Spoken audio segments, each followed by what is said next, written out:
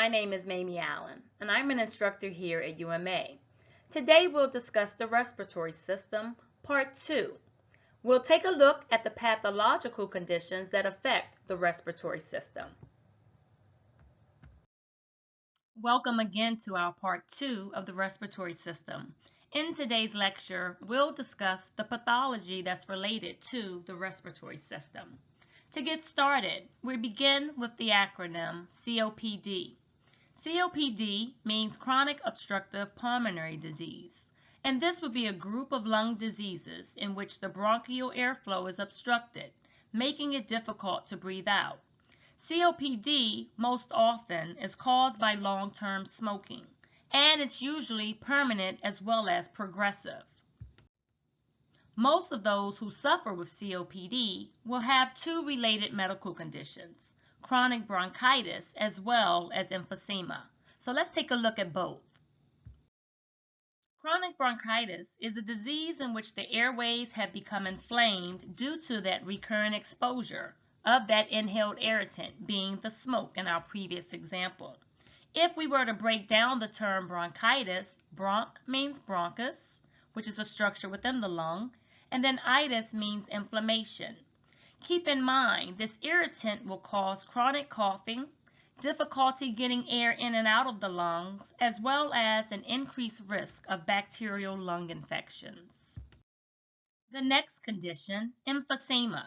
Emphysema is the progressive long-term loss of lung function, and this is usually caused by smoking. Emphysema can be characterized by a decrease in the total number of alveoli, an enlargement in the remaining alveoli, and then the progressive destruction of the walls of that remaining alveoli within the lungs. Now, as the alveoli are destroyed, your breathing becomes increasingly rapid, shallow, and also difficult. But in an effort to compensate for the loss of this capacity, the lungs will chronically overinflate, and this causes the rib cage to stay partially expanded most of the time, resulting in a slightly rounded shape we call a barrel chest. If you were to look at an x-ray of a patient with the barrel chest, you would notice that the chest interiorly will protrude or stick out more. The next disease we have is asthma. Asthma is a chronic inflammatory disease of our bronchial tubes, and this is often triggered by an allergic reaction. You may hear patients experience an asthma attack, and this is characterized by episodes of severe breathing difficulty in coughing, as well as wheezing. So what exactly is wheezing? Wheezing is just a breathing sound that's caused by a partially obstructed airway. The frequency and the severity of the asthma attack will be influenced by a variety of factors, including allergens, those environmental agents, exercise, and also infection. We'll now take a look at some upper respiratory diseases. You may see the acronym URI, which stands for upper respiratory infection, and you also may hear the term acute nasopharyngitis. Now, these are among the terms that are used to describe a common cold. Keep in mind, an upper respiratory infection can be caused by many different viruses, but the most common would be the human rhinovirus. Next, we have allergic rhinitis, and this is commonly referred to as an allergy. This would be an allergic reaction to airborne allergens that causes an increased flow of mucus. If we were to break down this term, we have rhin, R-H-I-N, meaning nose, and itis, which is the suffix meaning inflammation. Now, you may have allergies discussed in a different chapter. Keep in mind, we also have non-allergic rhinitis, and this would be inflammation of the lining of the nose that is caused by something other than an allergy, such as cold air, spicy food, or medication. Another respiratory disease, croup, is an acute respiratory infection that's found in children and infants and is characterized by the obstruction of the larynx, a hoarseness, and also a swelling around the vocal cords, and this swelling results in a barking cough. You also may hear stridor, And this is just a high-pitched sound that causes the blockage or is caused by the blockage present when we actually inhale or breathe in.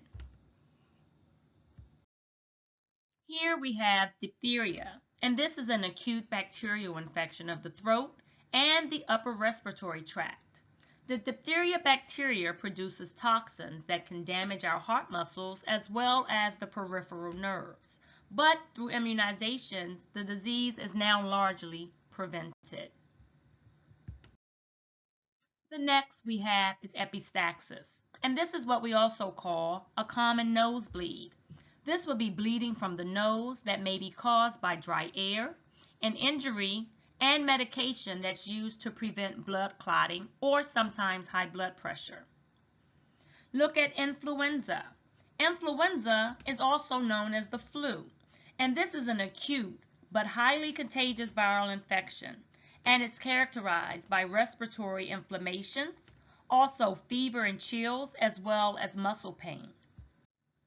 Influenza is spread by respiratory droplets, and they occur most commonly in epidemics during the colder months. However, there are many strains of the influenza virus, and some of these strains can be prevented by annual immunization. Pertussis. This is also known as the whooping cough, and it's contagious as well as a bacterial infection of the upper respiratory tract. It's characterized by recurrent bouts of a cough, and this cough is followed by breathlessness as well as a noisy inspiration. You'll find that with immunizations, especially childhood immunizations against diphtheria, pertussis, and tetanus, they'll be administered together. With the rhinorrhea. Here, this would be known as a runny nose. So what you're seeing is it's a medical term, but it has a more common term that we use in regular everyday American language. So with rhinorrhea, runny nose, it's the watery flow of mucus from the nose. If we were to break this medical term down into the root word and the suffix, we have rhino, meaning nose. Remember, the letter O on the end just makes that root word now a combining form. And then we have rhea, which is the suffix, and that means an abnormal discharge. Sinusitis. Sinusitis should be an easy medical term to break down because we know sinu is referring to the sinus, and itis means inflammation of that sinus. Here are some other diseases or disorders of our respiratory system dealing with the pharynx and the larynx. We have pharyngitis, also known as a sore throat. Pharyngitis would be inflammation of the pharynx. If we were to break this term down, pharynx is meaning pharynx, and the itis, of course, by now we know is meaning inflammation. Keep in mind, it's often a symptom of a cold, flu, or a sinus infection, but it will be caused by the bacteria Streptococcus, and the Streptococcus is commonly referred to as strep throat. Take a look at the next condition. We have laryngospasm, and this is the sudden spasmodic closure of the larynx. Break that term down, laryngo meaning larynx, and spasm just means a sudden or involuntary contraction. You will sometimes see that a laryngospasm will be associated with GERD, which stands for gastroesophageal reflux disease, acid reflux. We now move into some voice disorders dealing with our vocal cords. We have aphonia, and this would be the loss of the ability of our larynx to produce normal speech sounds. The A means without. The PHON or the phone means sound or voice, and then the IA, the IA, just means abnormal condition. Take a look at the next condition, dysphonia. Here, this will be difficulty when speaking, which may include any impairment in our vocal quality, including some hoarseness, weakness, and or the cracking of a boy's voice during puberty. If we were to break this term down, dys, the DYS, means bad, whereas the PHON or the phone again means sound or voice, And then the IA just means an abnormal condition. So as we see, we still have the same two suffixes, right? But what has changed? The root word. By now, it's probably really easy to identify medical terms to define those that end with the suffix itis, because we know itis means that inflammation. So when we're looking at laryngitis, this will be inflammation of the larynx. Of course, the larynx means larynx, and that itis always will mean inflammation. Now, this term will commonly be used to describe voice loss, and is caused by this inflammation. We now move on to some diseases of the trachea as well as the bronchi. The first listed here is the tracheorrhagia, and this is bleeding from the mucous membranes of the trachea. Again, let's break the term down. It's easy when we do that to define it. We can start with the suffix, which is bleeding, and then we can move on to define the root word, which is trachea. Many times when you first start to break a word down, it's easier to start defining it by the suffix first, then move on to the root word, and if you have a prefix also attached, then define the prefix.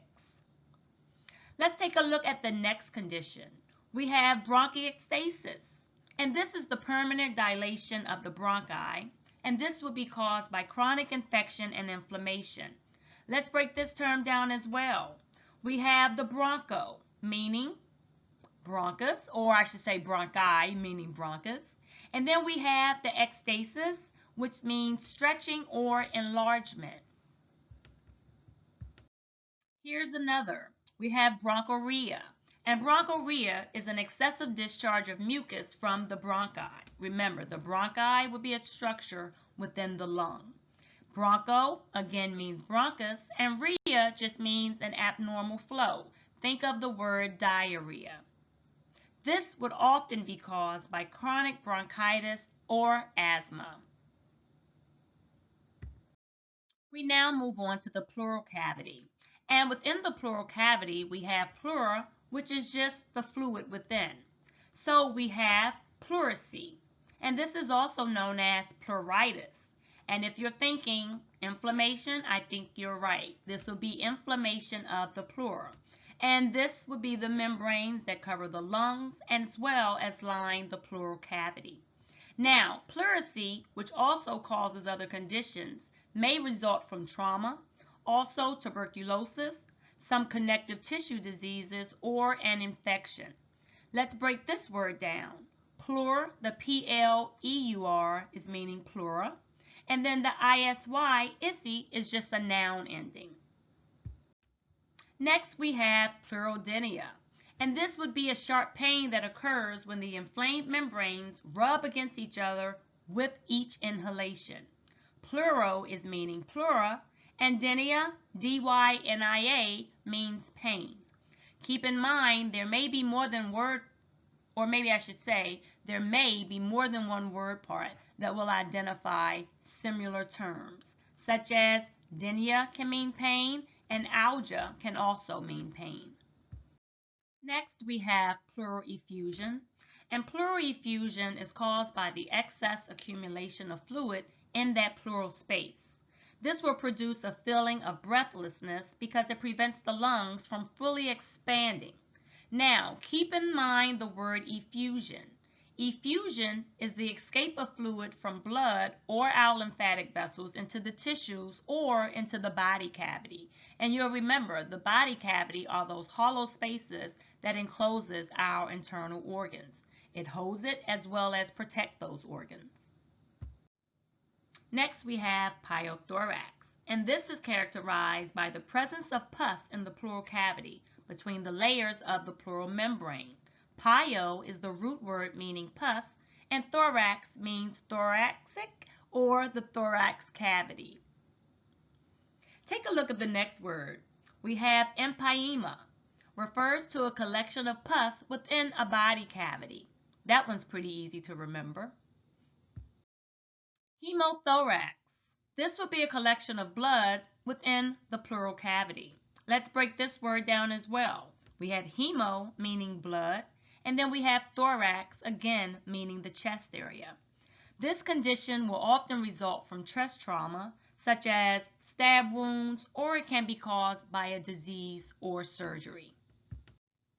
And look below, we have another word that's similar, hemothorax and pneumothorax. Don't confuse these two. The pneumothorax would be the accumulation of air within the pleural space, and this results within pressure imbalancing and causes the lung to fully or partially collapse. Let's break this term down as well. We already know that thorax means chest, but now we have pneumo, and pneumo meaning lung or air. Now, someone with pneumothorax may have an external cause, such as that stab wound through the chest wall, or it possibly can occur where the patient has a lung disease that's related to a rupture in the pleural matter itself. Let's now begin to tackle some diseases of the lungs. And remember, the lungs would be the major organ of the respiratory system. The first we have here is acute respiratory distress syndrome. You may see the acronym ARDS or the abbreviation. ARDS is a lung condition that's usually caused by trauma. It can also be caused by pneumonia, smoke, inhaled vomit, or sepsis, which means toxins within the blood. If you hear sepsis, think of a systemic bacterial infection in the bloodstream. Now, when we're dealing with ARDS, it can be life-threatening because that inflammation in the lungs causes the oxygen level to be rather low. Remember, our cells need oxygen to properly function. We also have atelectasis, and this just means a collapsed lung. This would be the incomplete expansion of part or all of the lung, which is due to a blockage of the air passageways, or you can say a blockage of the pneumothorax. Atel or atel, A-T-E-L, means incomplete, and ectasis just means the stretching of or enlargement. Pulmonary edema. We already know pulmonary is relating to the respiratory system. So pulmonary edema is an accumulation of fluid in our lung tissues, especially the alveoli of those lung tissues. The term edema means swelling. So pulmonary edema is often a symptom of heart failure, and you'll find it discussed in later chapters where you're discussing the cardiovascular system. Below that, we have the next disease, which is pulmonary embolism. This would be the sudden blockage of a pulmonary artery by foreign matter or by an embolus that is formed in the leg or in the pelvic region. And then last but not least, we have pneumorrhagia, which is the bleeding from the lungs. Pneumo meaning lungs, and rhagia or rhagia means bleeding. Here we have an infectious disease called tuberculosis, and this also affects the respiratory system. It's caused by a Mycobacterium tuberculosis that normally attacks our lungs. However, it may attack other organs in the body as well. A symptom that may be present will be the coughing up of blood. Sometimes it's common for TB, which is the acronym or abbreviation for tuberculosis, to occur in those who have a weakened immune system, and someone's immune system may become weak from a condition, such as AIDS.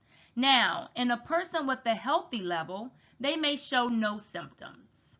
That means they're asymptomatic. Notice the first word or the first word part, A, meaning without.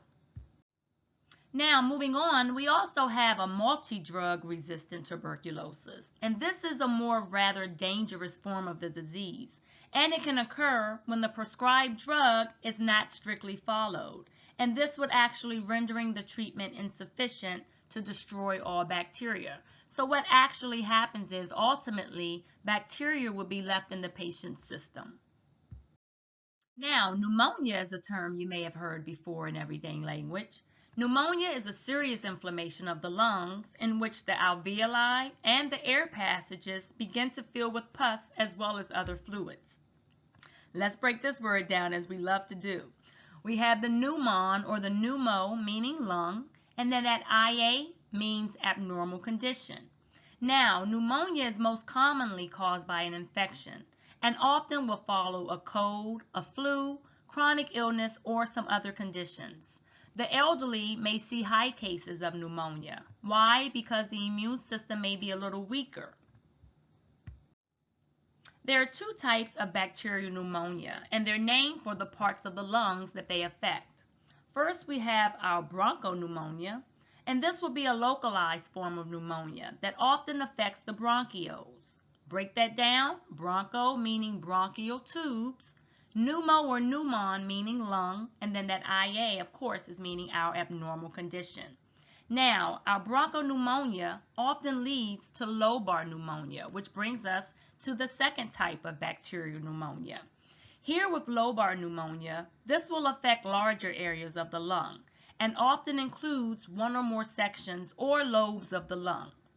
Double pneumonia, hence the term double, is lobar pneumonia involving both lungs, and this is usually a form of bacterial pneumonia as well.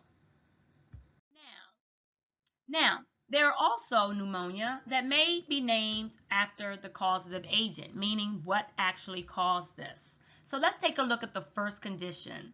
We have aspiration pneumonia. And aspiration pneumonia can occur when a foreign substance, let's say vomit, is inhaled into the lungs. As used, aspiration would mean inhaling or drawing that foreign substance into our upper respiratory tract. Below that, we have bacterial pneumonia. Notice the term bacterial, which is that causative agent. It's a bacterial infection. Here, it's most commonly caused by the Streptococcus pneumoniae. Notice we have the term pneumococcal pneumonia, and this would be the only form of pneumonia that can be prevented through vaccination. Next, below, we have community-acquired pneumonia. You may see this with the abbreviation CAP, and this is any pneumonia that would result from a contagious infection outside of a hospital or clinic or any other type of medical facility. Now, with community-acquired pneumonia, it may be bacterial pneumonia or it can be caused by a virus or a fungus.